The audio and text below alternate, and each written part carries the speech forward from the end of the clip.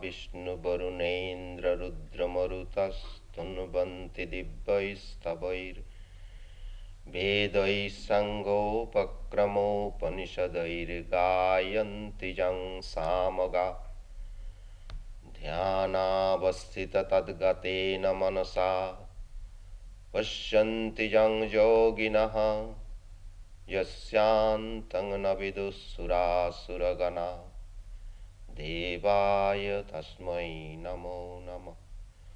Om. Our salutations to that Supreme Being who is one without a second, whom the sages call by various names. Our salutations to Him whose glory has been sung through the rapturous hymns of the scriptures of the world, but whose limitless and infinite glory none can comprehend. But again, whom the sages and devotees realize within their hearts in their deepest contemplation. Him we salute again and again. May He shine in our hearts, manifest there in all His glory, and dispel all darkness and ignorance. Om Shanti Shanti Shanti.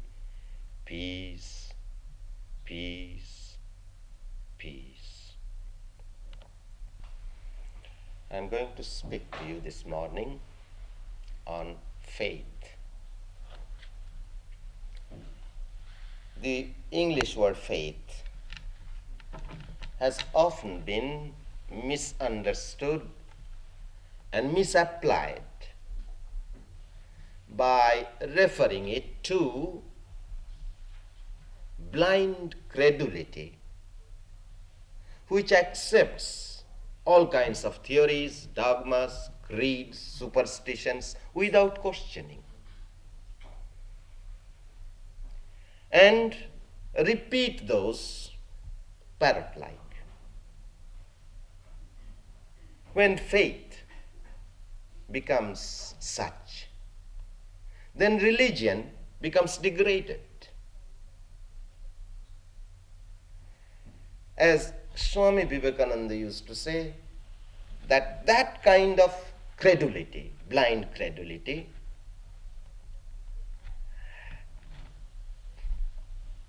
begets fanaticism. And fanaticism is a sort of disease in the brain.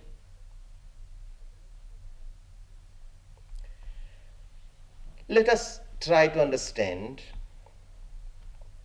the exact meaning of the English word as given in the dictionary.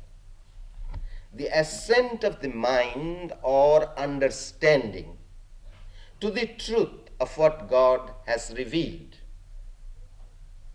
See, mark these words. The assent of the mind or understanding, not blind credulity. But our understanding must be satisfied. To what?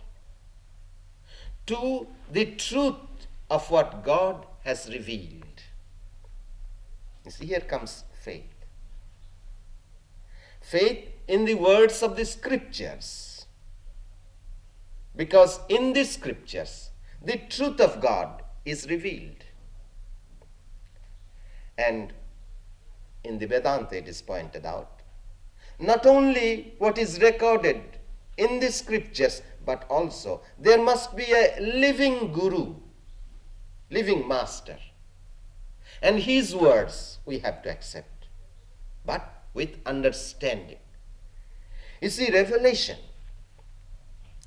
that is what we find recorded in the scriptures, will have no value unless there are souls living in whom again those truths are verified. I shall come to this point gradually. But let us first try to understand why is it that we have to have recourse to revelation. It has been beautifully expressed in one of the Upanishads, the Katha Upanishad.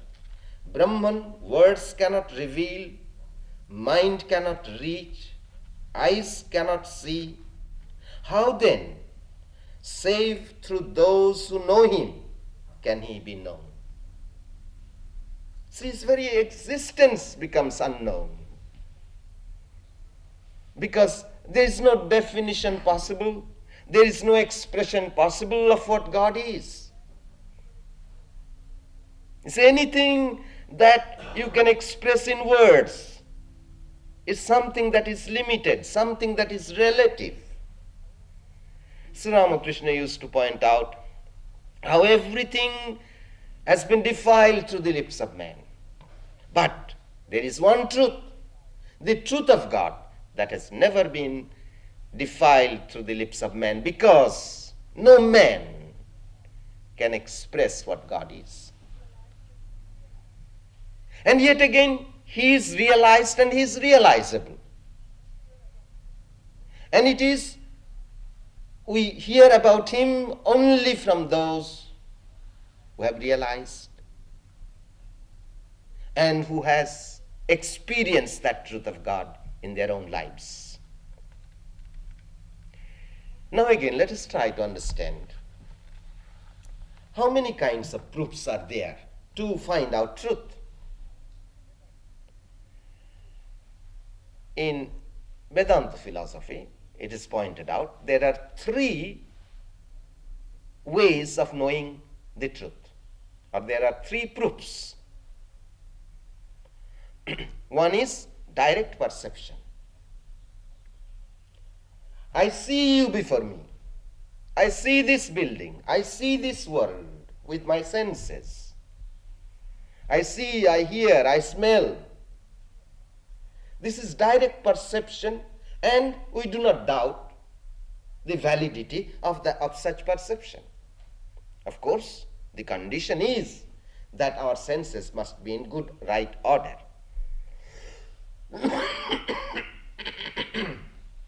This is called direct perception. That's a proof. Then there is inference, inferential truth. And this inferential truth, of course, is based upon causation. Where there is fire, there is smoke. Where there is smoke, there is fire. There is cause and effect there. So we may not see the fire at a distance, we see only the smoke. So we come to the conclusion, and a right conclusion, that there is fire there. Otherwise, how could the smoke come out? These are the proofs generally accepted and admitted universally.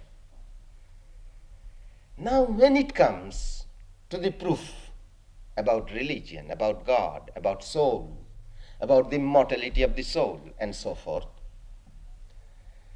what proof is there? Not directly perceived with our senses. Our mind cannot conceive.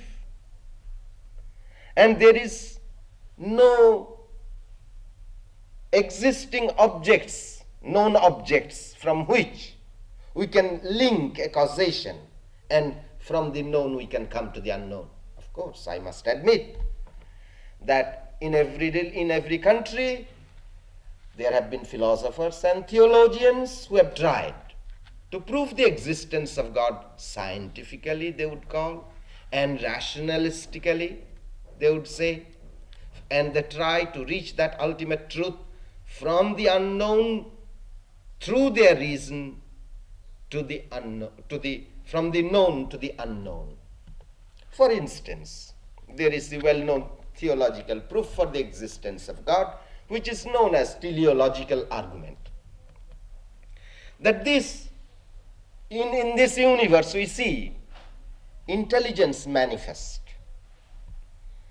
and it must be caused by an intelligent being. Just as we are walking in the woods, perhaps not habitated, and we do not know that any human being ever came to that forest. Suddenly we find a watch. And then as we find the watch, we come to the conclusion, some human intelligent being had come to this place. So from the known, we can come to the unknown also in this way. Granted. But suppose you did not know anything about fire. You have no knowledge of fire. You never saw fire. And you see smoke. Can you infer that from that smoke there is fire? You see, this kind of inference, this kind of trying to infer the existence of God through our reason is fallacious, bound to meet with failure. As the great seer philosopher Shankara of India pointed out, that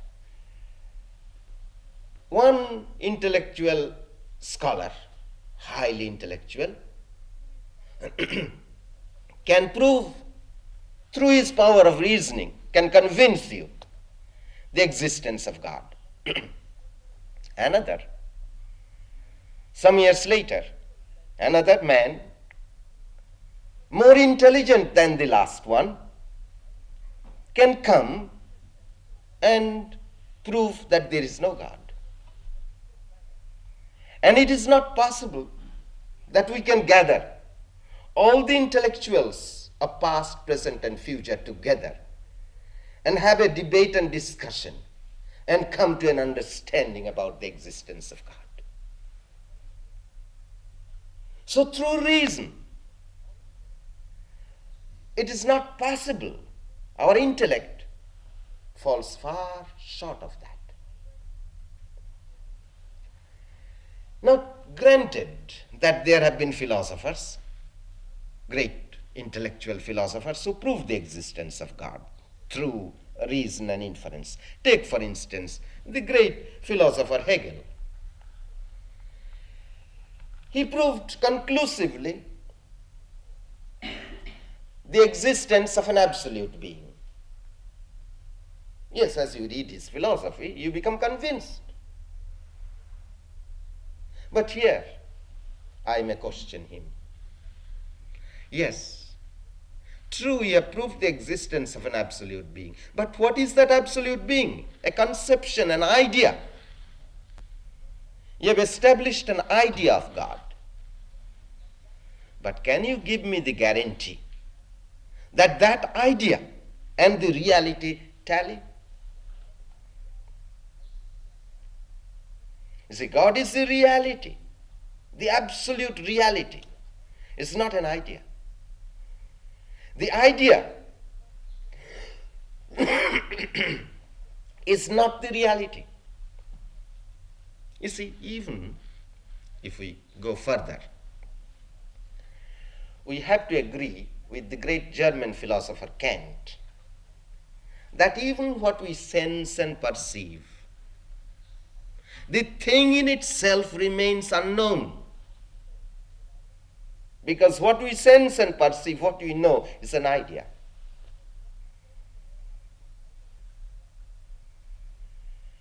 Now, when it comes to God, we cannot be satisfied with an idea.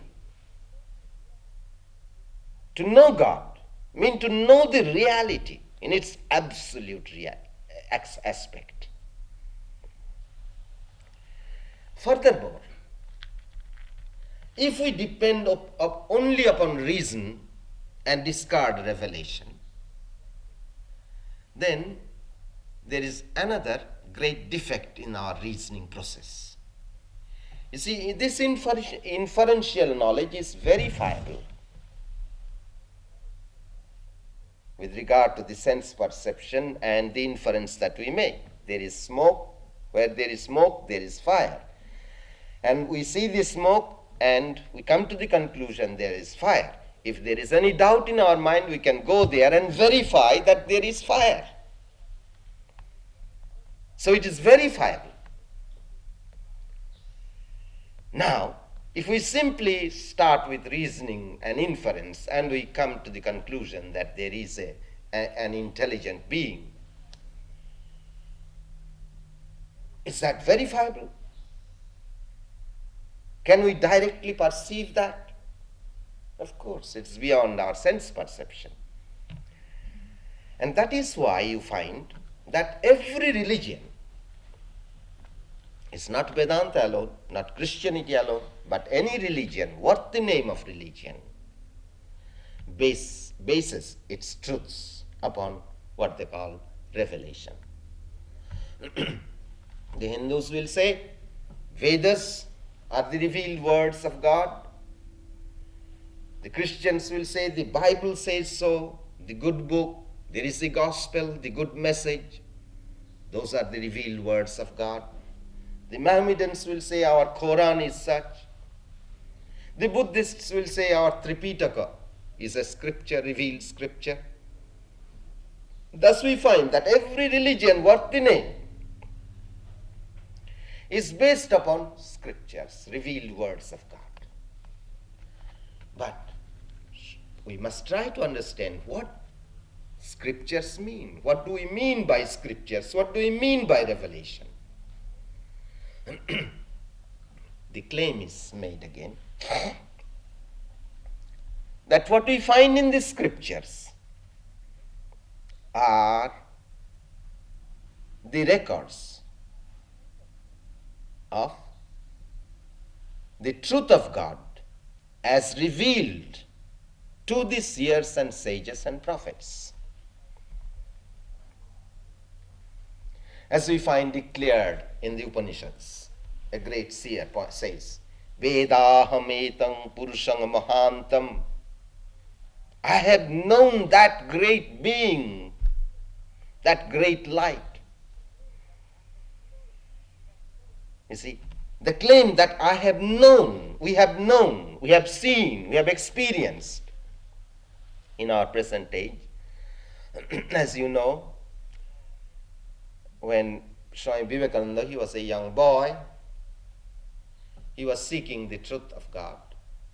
He went to preachers and ministers and scholars, and his one question would be, Sir, have you seen God?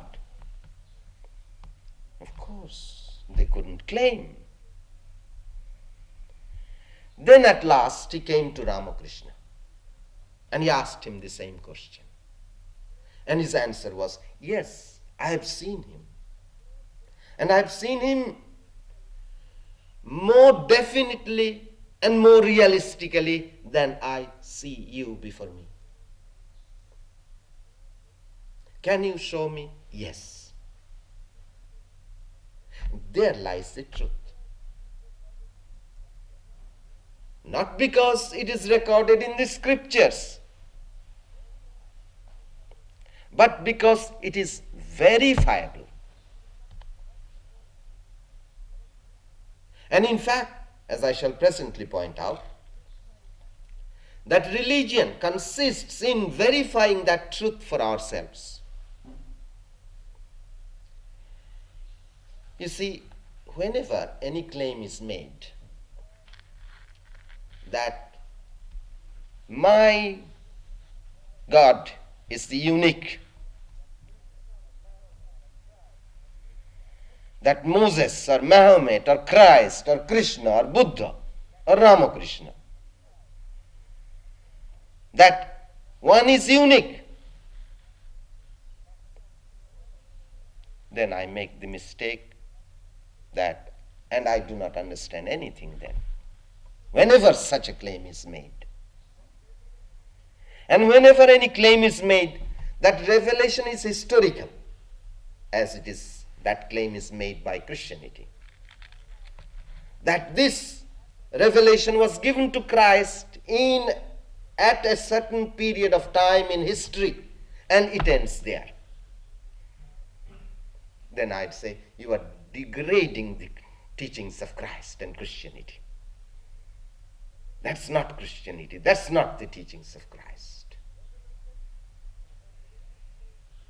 The revelation, when the Hindus claim the Vedas contain the revelation, what do they mean by the Vedas?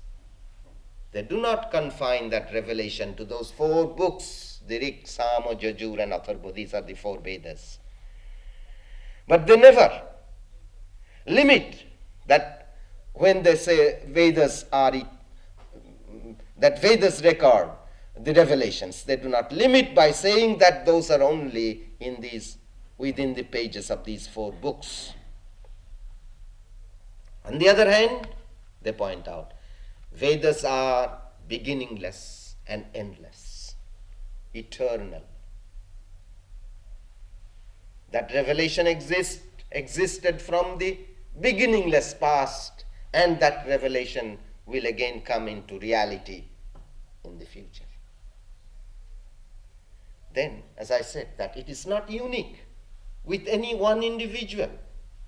If I claim Krishna was unique in his revelation and just discard Christ, Buddha and others, I would not understand either Krishna or anybody. Because the truth that is eternal, not historical, not invented historically, but the truth that is eternal is discovered today, and the same truth is discovered tomorrow by another, and they will discover the same truth. In other words, it is universal, nobody's property. Just as a scientist discovers truth, he does not invent truth. He is not the originator of truth. He discovers truth. Similarly, a teacher, a prophet, a son of God becomes such by discovering the truth. And it is the same universal truth that we find recorded in every scripture. Only when that truth also becomes verifiable, then that is revelation. If they point out, now this was revealed to Christ, or this was revealed to Moses, or this was revealed to Krishna, and you cannot have that revelation. But you have to accept, you have to believe. That is not faith. But when you have faith in the revelation, then you realize this truth in the first place, that this revelation is eternal and universal. It's nobody's property. And it's up to me, up to every individual, to verify the truth of that revelation. And religion consists in that. Simply, you have faith in God. You have faith in Jesus. That doesn't help you. That is not faith. But if that faith comes to you, you will want to verify the truth that Jesus had experienced. If you have simply faith in God and do not do anything about it, that is not faith. For instance, what is God? That is heaven. That is bliss. That is knowledge. That is life. Just by having a belief in the existence of God, do you get that life? Do you get that joy, that bliss? Do you have that wisdom? Then what good? There is a saying, which I often have quoted here also. When you are hungry, if somebody else eats food for you, does that appease your hunger? Christ saw God. He became one with God. What is that to you and me? Unless I also have that same union with God. Just by believing, does it give me that knowledge? Does it satisfy me?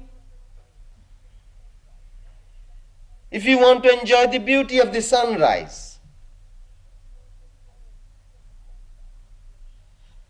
with others' eyes, will you enjoy it? So again it is pointed out that ye shall know the truth and the truth shall make you free. But how do they explain that? Ye shall know the truth. The truth is that Jesus is God, and that will make you free. No. If you know Jesus is God, and if you realize that He loves you, what will be your attitude? You'll be in ecstasy, thinking of Jesus, loving Jesus. Then you have faith.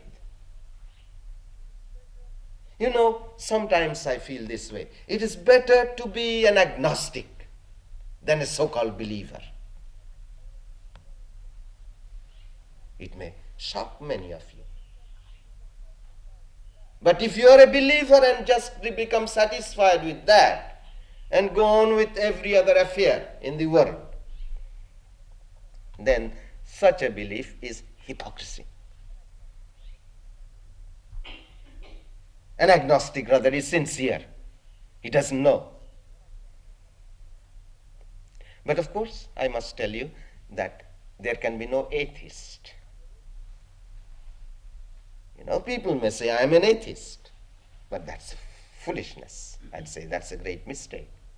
How does he know that there is no God? Has he tried? But what does he not believe in after all? You see, when he says, I am an atheist, I do not believe in God, what is really his motive in saying? You define God to him, and so he does not believe in such an idea of God. So that he has the right. But he cannot say that I cannot believe in God altogether. Now, we must, you see, in order that we can live a spiritual life, in order that we can understand what religion means, we have to be aspirants, spiritual aspirants. Not by simply believing, but by struggling to reach that same truth. Now again, let us examine the nature of this revelation. One may say, why not? It is self-hypnosis. You see, the seers and sages, yes, they attain that bliss, they live in that bliss, they feel that there is no death for them, they have no lack, they have reached that fulfillment.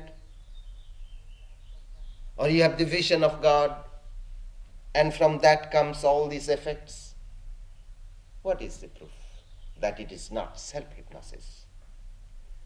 Now let me first point out to you that what is exactly the revelation.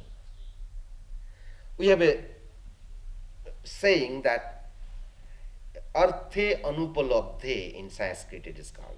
It must be related to something which is otherwise unknown and unknowable.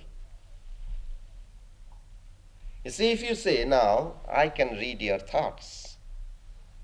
Oh, you have $100 in your pocket. And actually, there are $100 in your pocket. That would not be revelation. Because that if I go and put my hand in your pocket, without mind reading, I could have got that, of course, if you allow me to do that. So, if anything, any truth is verifiable through other means, then that would not be revelation. So do not confuse clairvoyance, clairaudience, and such occult powers as revelations. You see, there are occult powers, but they have nothing to do with religion. That's the power of the mind. God has nothing to do with that. In fact, you see, the father of Indian yoga philosophy or psychology, he pointed out that how these powers, psychic and occult powers, can be had through the cultivation of the mind. But they are powers in the worldly sense. But they are great obstacles to spiritual life. Because just as there are temptations in the physical world, and you may get caught by such temptations, similarly, those are temptations in the psychic world, and one may get caught by those temptations and do not progress anymore. You know, at one time, this reminds me of an incident in my life. I was a boy, about 14 or 15-year-old, and in our neighborhood, there came a yogi, and we heard he had great powers.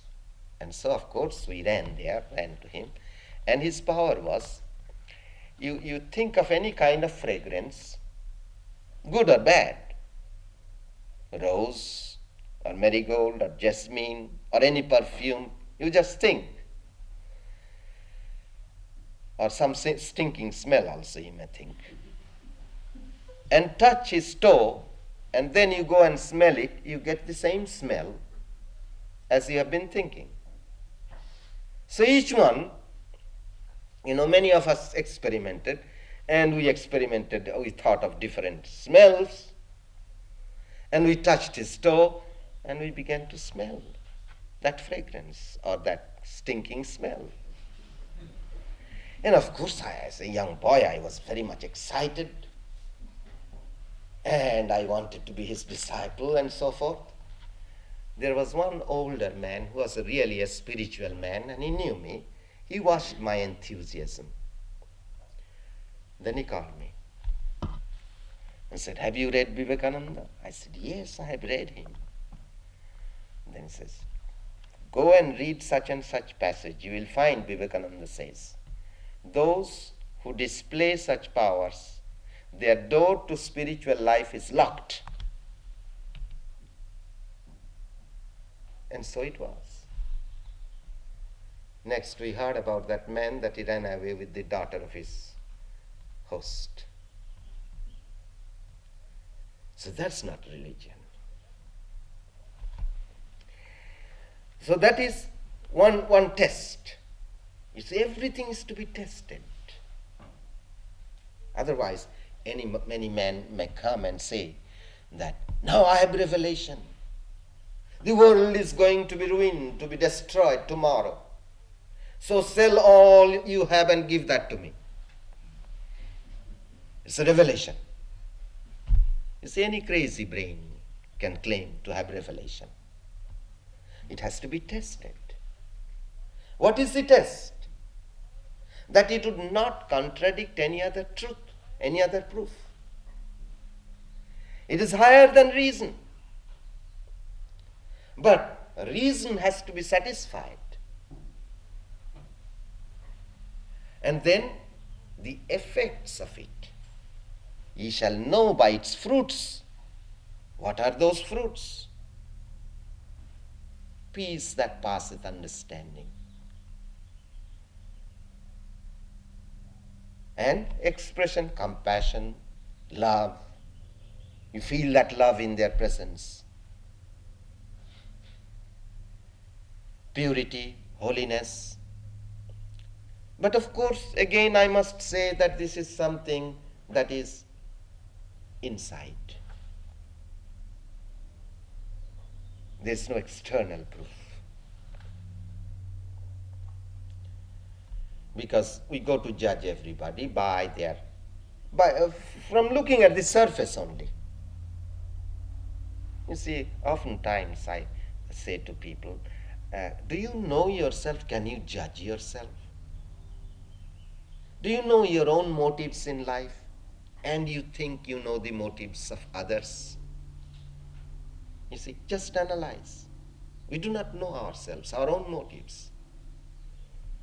And yet we read motives in others, which is all a mistake. So the real proof again is the inner joy that comes to you. And you have greater control of passions and so forth. Why is it not self-hypnosis? You see, hypnosis, the spell, hypnotic spell does not last. You wake up, it breaks. Then, you see, how is hypnosis induced? You begin to think certain way, and what you think, it happens to you. But in spiritual life, you may be thinking of God in your own way. Or, to be more concrete, for instance, a Christian may love Jesus, can meditate upon Jesus, think of his love, and he tries to pray that he may have devotion and love for Jesus. And then he has the vision of Jesus. But that vision of Jesus will not be the same as he who was picturing Jesus. You see, that is the test. It never is what the way you have been thinking, you have been meditating. Or for instance, you are meditating on the inner light. Of course, you are meditating on the inner light in your own way. But through that, when the realization comes, when you go beyond your impure mind, beyond your senses, then when that revelation comes, it is not what you have been thinking. That light is something indescribable and inconceivable. And yet you try to conceive, you try to think. So through such thoughts, your mind is filled with devotion because God knows you are thinking of Him. So in due course, He reveals Himself to you as He is in reality. Now, of course, there is another question that may arise in this connection, which I have practically answered. But why should we have to have that revelation for ourselves? You know, Freud and the psychologists, you see, come one by one, and they tell us that there is an urge in every one of us for something. Freud says for sex, another says for something, another says for something, you see. But they all realize that there is an urge in every one of us because there is a feeling of lack, which is a universal feeling. And the feeling is to have fulfillment. And so I would interpret, and as has been interpreted, it is not my interpretation, as has been interpreted by all religions. I do not claim that only Vedanta has that interpretation, but by every religion, that the urge is the urge for God. It's the universal urge. The urge for God. And until that urge is fulfilled, there will be lack. You see, take for instance the urge for sex, what Freud says. Well, you can have sex and sex and sex, and what happens? You become frustrated and, I can't say. You're completely ruined physically and mentally. Then again, Freud talked about one truth which is wonderful. He said that in every one of us, there are two contradictory wills which create all the complexes. The will to live and the will to die, or will to nirvana. He uses the word nirvana. You see, these are the two wills side by side in every one of us, opposite, contradictory. The will to enjoy life. And then you feel tired, you wish to die. That will is the will to overcome, the will to find God, the will to fulfillment. These are the two wills side by side in every one of us. And then also, it's a psychological fact that will to live can be overcome, as we find in the lives of saints and sages. But this will to nirvana can never be overcome. That is why, again, a man may be degraded. He may go down and down morally and physically and spiritually. But there will come a time when he will rise, he will awake, he will overcome, he will become a saint. You see, each one of us is potentially a saint. And that potentiality cannot be taken away from any of us. And sooner you do it, sooner you become a saint, the better. There you find fulfillment in God. Now again, how to attain? This great psychologist of India, he pointed out steps. First he says Shraddha, faith. Then energy, enthusiasm. Then recollectedness. Then comes illumination. Now, faith in what? No theological dogma, no doctrine.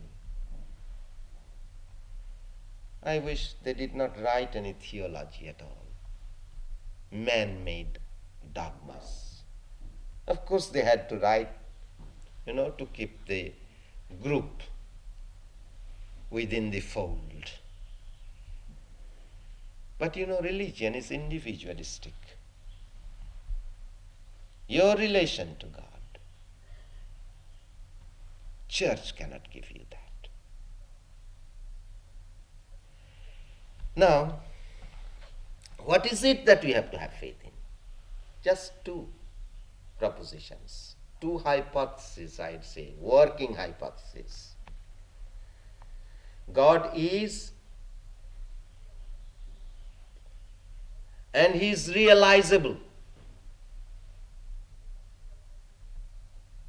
And to have faith means, as Vivekananda pointed out, to have that confidence in yourself that you can realize God. And that confidence that God again is nearer than the nearmost, within your heart, within your soul. So again we find in Vedanta 3 steps given. First, you have to hear about this truth. Because, as I already quoted to you, Brahman words cannot reveal, mind cannot reach, eyes cannot see. How then, save through those who know Him, can He be known? So there are living souls. We have known Him. We have to hear this truth from such Srotabhyo, not merely from the scriptures. You see, if religion remains limited within scriptures and there is no exemplar, it's a dead religion. It's not living. It's a dead religion. That's no good. Religion has to be living. And in this connection, I was reading the ideas of one great holy man of India, and somebody came to him and said he didn't see any truth in Christianity, so he came to him for being a disciple. And this holy man said, "What? You say you don't find any truth in Christianity? How can it be? Surely there must be living gods, living realized souls amongst the Christians also. Otherwise Christianity would be a dead religion. You have to only find out. At least there would be somebody." So you have to hear about this truth. Now in the presence of a holy man, as you hear him, or even do not have to hear him, He doesn't have to reason out. He doesn't have to prove. You feel in his presence, there is the presence of God. But then, do not be satisfied with that. You have to, next step is mantabhyo, reason upon it. See why? If you simply believe and accept, you do not understand. Then the understanding has not come to you. Reason, question.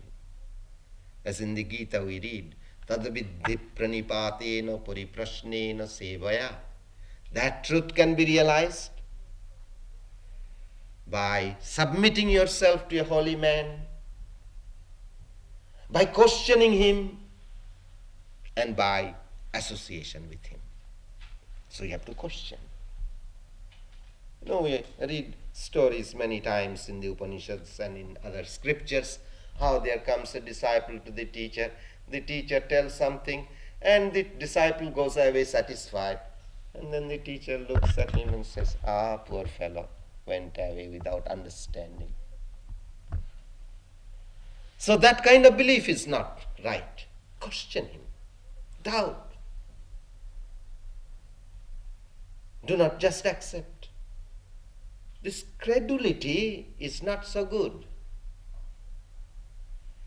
Then, of course, the next step is you have to follow his instructions. And the main instruction you find in every religion, love God. And in order that that love can come to you, you have to be steadfast in your attention, in your concentration, in your meditation, prayer, and so forth. Then, you see, when your heart, faith is defined, I always define faith this way. When your heart is pleasantly inclined towards following the spiritual disciplines, then is it that the working faith has come in you. We have a saying of Jesus, where your treasure is, there your heart be also. You see, if you consider that as a treasure, your heart also will be there. As I just pointed out to you, if you think Jesus is a treasure, your heart will be in Jesus. And in the Upanishads also, in the Upanishads we find, it's called the buried treasure. There is that buried treasure in every one of us. It gives illustration that there is a buried treasure here. We are all the time walking round and round and round, but we do not find it. But when that faith comes, then you begin to dig. And strange as it may seem, Jesus gives the same illustration of buried treasure, to quote him. Again, the kingdom of heaven is like unto a treasure hid in a field, the which when a man hath found, he hideth, and for joy thereof goeth and selleth all he hath, and buyeth that field. You see, that's dispassion and that's practice. To quote another scripture, God's light dwells in the self and nowhere else. It shines alike in every living being, and one can see it with one's mind steadied. You see, that faith comes. Here is the treasure. Within me. That kingdom of heaven is within. And then I become steadfast in my prayer, concentration, meditation, selfless action, and so forth. We should unfold that truth. So from this working faith, as you begin to practice, there comes the burning faith.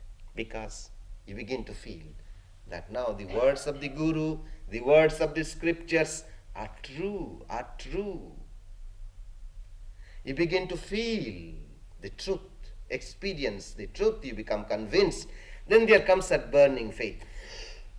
Then with that burning faith, there comes enthusiasm in you to devote yourself more and more and more. Through such enthusiastic practice, there comes a constant recollectedness. Your mind becomes absorbed. And through such absorption, there comes illumined knowledge of the truth of God. And it is possible for every individual, if only he would apply himself to realizing that truth.